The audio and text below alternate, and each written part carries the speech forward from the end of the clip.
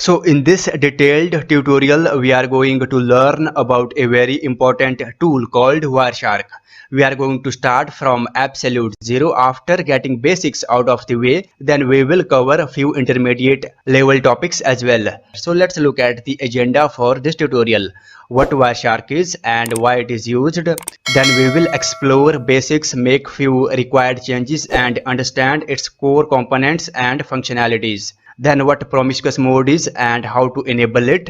Then we will understand what filters are and its types. Then we are gonna learn the most used 20 or probably more filters to find the exact packets or information you want. Wireshark is an open source packet sniffer and analysis tool. It captures packets on the local network from each connected device to the network. Wireshark is used for monitoring traffic, troubleshooting network issues, inspecting individual packets, and you can also detect suspicious activities in your network by analyzing packets. Wireshark is a must-know tool for network administrators and cybersecurity specialists. Wireshark is pre-installed in Kali Linux and Parrot OS. You can download Wireshark for Windows and Mac as well. Its interface and features remain same across all the operating systems. So it makes no difference in which operating system you use Wireshark on.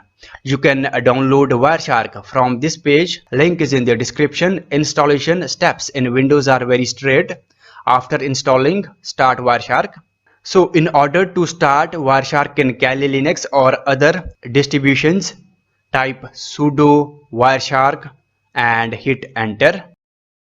So when you start Wireshark, first thing you have to do is select your network interface card, meaning how you are connected to the internet. As you can see, I have a lengthy list of interfaces. Most of them are created by my virtual machines, so you can ignore them. They are not real physical cards. This list is going to be different for everyone. In most cases, either you will be using internet with Wi-Fi or Ethernet. Wireless card is represented by Wi-Fi in Windows. As you can see, in Linux, wireless card is denoted by WLAN 0. And Ethernet card is represented by ETHO in Linux. In Windows it is simply Ethernet. Alright, so I am connected to internet with the wireless card, so selecting Wi-Fi. As soon as you select your interface, Wireshark basically starts capturing the packets. As you can see, for now it is probably talking to my virtual machines. So guys, first thing we are going to do, we will understand the core structure and functionalities of Wireshark. So go to the view menu. Basically lets you decide the components that you want to appear in your display area. As you can see, all the essential components are pre-selected for you. First three selected are main, filter and status bar. This is the status bar. At the bottom it displays a summary of captured and lost packets. This is the filter bar for filtering packets according to port numbers or protocols. This is the main toolbar. It contains functions that you are going to use frequently. Alright, so this red button basically stops the current session. First button starts a new session. As you can see, it is asking me to whether I want to save the currently captured packets. You can click on save and give a file name. You don't have to write any extension here. And this button restarts a new session. Again, you can save if you want, and you can also choose to continue without saving. And then we have this capture options button. For now it is not working because our session is running. If you stop the session, you can access the button. It basically lists all the interfaces, as you can see, in detail. We will get back to capture interfaces option later in the video. For now, close it. And this button opens an existing file. If you already have a Wireshark file, then you can open with this option. And this button saves the current file. Cross button closes the current file. This button is for refreshing or reloading, as you can see. And this search button basically lets you find the packets. As you can see, you can use different search terms here. You can use string, hexadecimal, or filters. Okay, we will learn about filters in detail. For now, this is not that important. Click on cancel, and then we have these two left and right arrow buttons. These are just like your up and down arrow keys. They are used for navigation. For example, if you click on any packet, then you can navigate up and down with these arrows. Then we have this go to specific packet button. If you click on it, let's say you want to go to the first captured packet, write your number, click on go to packet. As you can see, the first packet has been highlighted with the background color. These up and down arrow buttons take you to the first and last captured packet. If you want to go to the last captured packet, click on this button, as you can see, and for the first captured packet, click on this button. This button automatically points to the last captured packet during live session. So by default, this button is enabled. And then we have this colorization button. As you can notice, guys, we have captured packets in different colors. That is because Wireshark has assigned different colors to each protocol for better readability. Okay, if you disable this button, as you can see, now all the packets are looking the same. If you want to find out which protocol is associated with which color, go to the view, click on coloring rule. Now as you can see here, guys, you can basically find out the packets color. As you can see, UDP has light blue background. You can browse the rest of the packets here. You can also customize the color. For example, let's say you want to change background color of TCP packet, then click on the packet and click on background, select your custom color, click on OK. In order to change text color or foreground, click on foreground, then select color, click on OK, then click on OK. And then we have these plus and minus icons. Plus icon basically increases font size of your texts, as you can see, and minus icon decreases the size,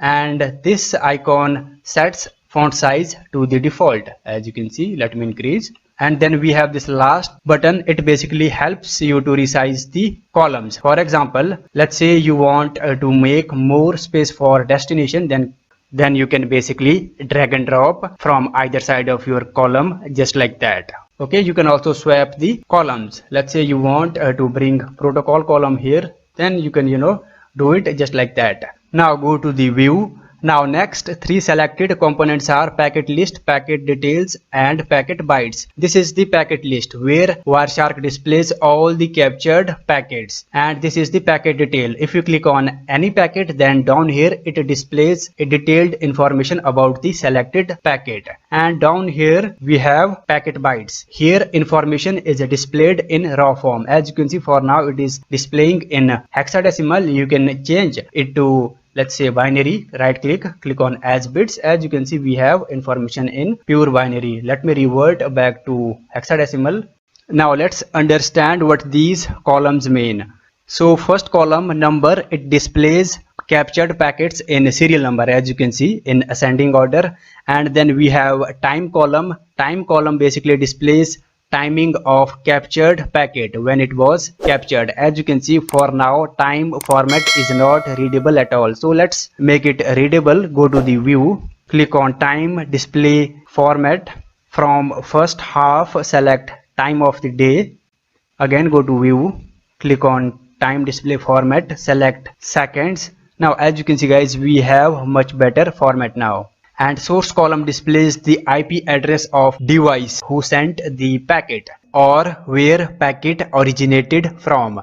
And destination column displays the IP address of device who received the packet or where packet was delivered.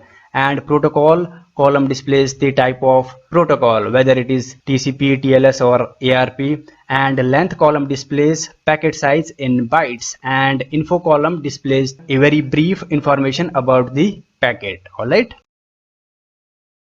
now guys, let's understand what promiscuous mode is. Go to the capture, click on options. You can also access this capture interfaces option through this button directly. So this capture interfaces displays all the interfaces with much better controls. As you can see, our current interface is being highlighted with background color. Down here, as you can see, enable promiscuous mode on all the interfaces. So question is, what promiscuous mode is? Promiscuous mode captures traffic going through all the devices connected to the network. By default, our network cards are not designed to listen the traffic flowing on other devices. Your network card only listens traffic which is specifically directed to your MAC address. So promiscuous mode enables your network card to listen and monitor traffic on all the devices on your network. Alright.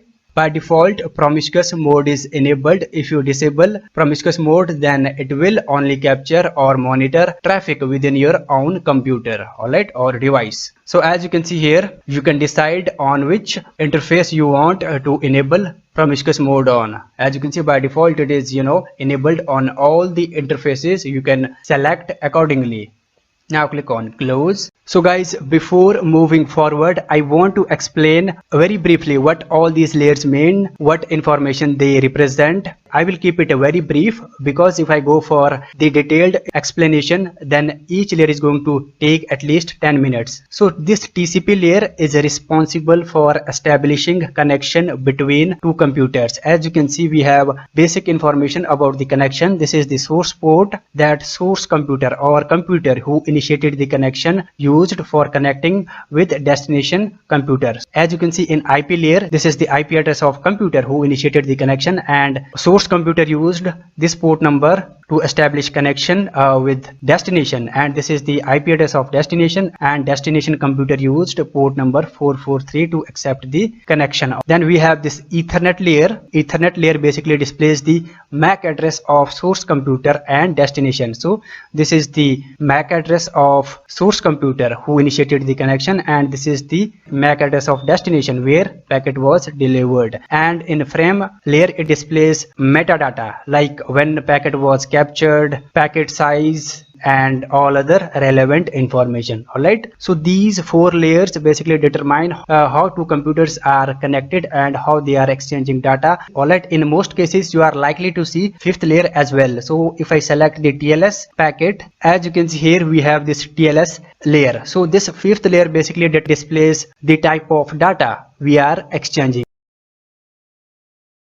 Filters allow you to find the exact packets or information you want to see. By default, Wireshark captures all types of packets. So it makes it really difficult to find the packets you want to see. So to overcome this problem, filters were introduced. Filters basically remove unnecessary packets from your list and only display packets you want to see. Obviously, we will learn all the important filters in a few seconds, but before that, we need to understand different types of filters. There are two types of filters: display filter and capture filter. Display filters are used for filtering through already captured packets. For example, here as you can see, we have all these captured packets here.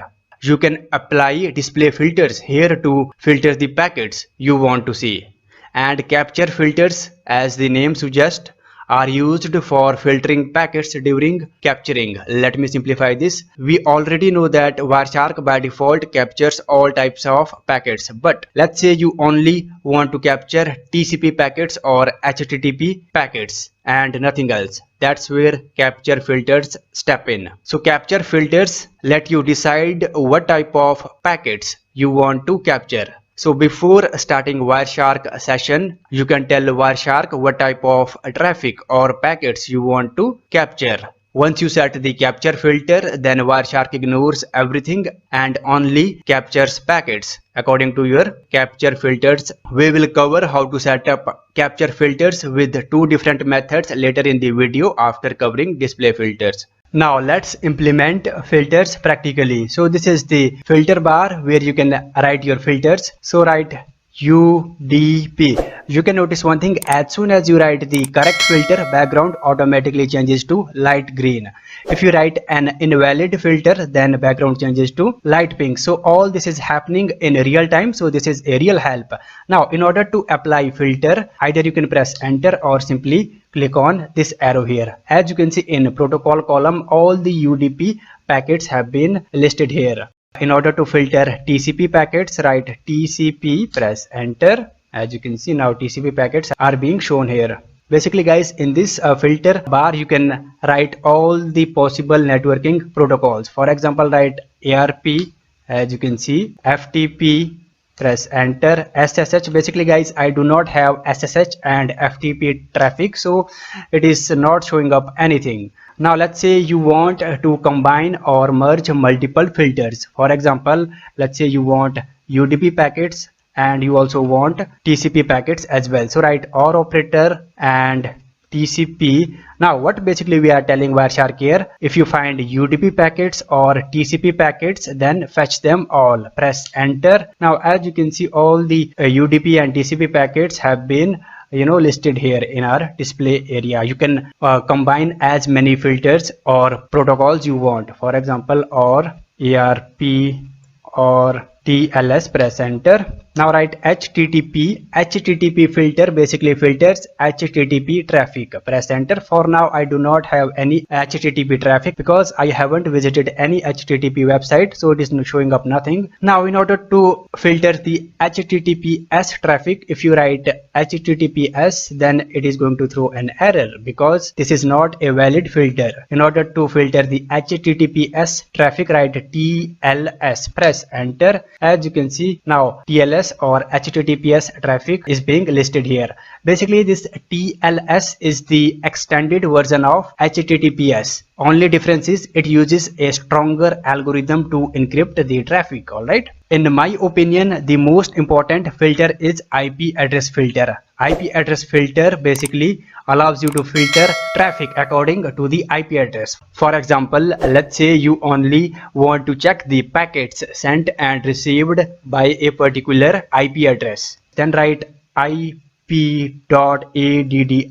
write equal to sign 2 times and write the IP address. So this is my own IP address. If I press enter, now guys, it is only going to display the packets sent and received by this particular IP address. Alright, as you can see here also guys, you can use OR operator. You can basically check traffic of multiple IP addresses. All you need to do, just write OR operator and a different IP address. Now let's say you only want to check the packets sent by this particular address, then write src, press enter. Now in the source column, as you can see, it is showing all the packets originated from this particular IP address here. And change source to DST. DST basically displays the destination where all the packets were delivered. This destination basically displays all the packets received by this particular IP address, as you can see in the destination column, and these are the IP addresses where this address received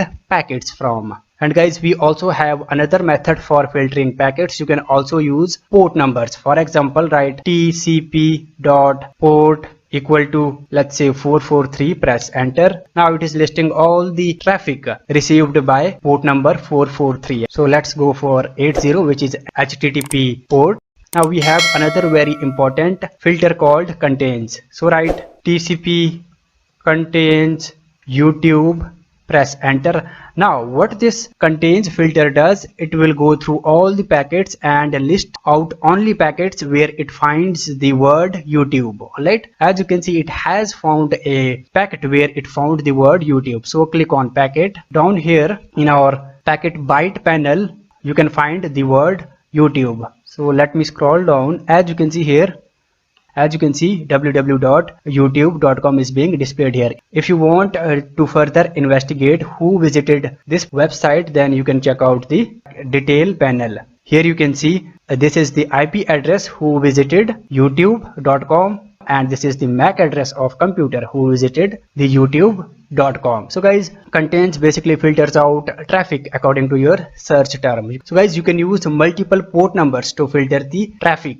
For example, let's say tcp.port inside these curly braces you can write port numbers. Let's say 12, port number 443. You can write as many ports as you like. Alright, press enter. Now what it is going to do, it will list out traffic received by the specified port numbers.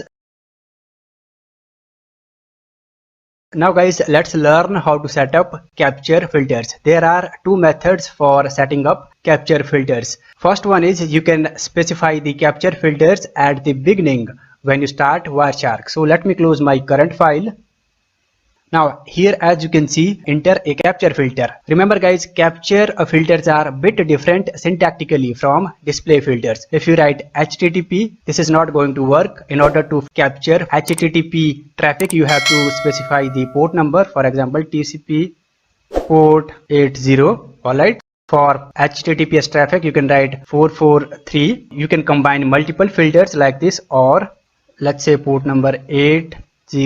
Alright, so guys, this is the first method of setting up a capture filter. Second method is much more convenient. So let's learn how to set up capture filters and learn more capture filters with second method.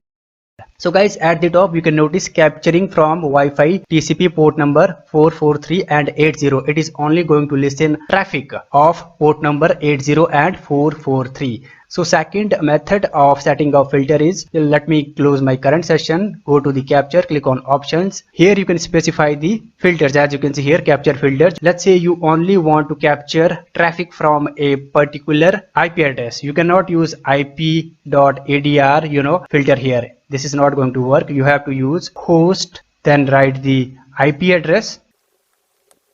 Just like that. Alright, now it is only going to capture traffic from this particular IP address. You can, combine multiple filters here with OR operator, just like we did with display filters.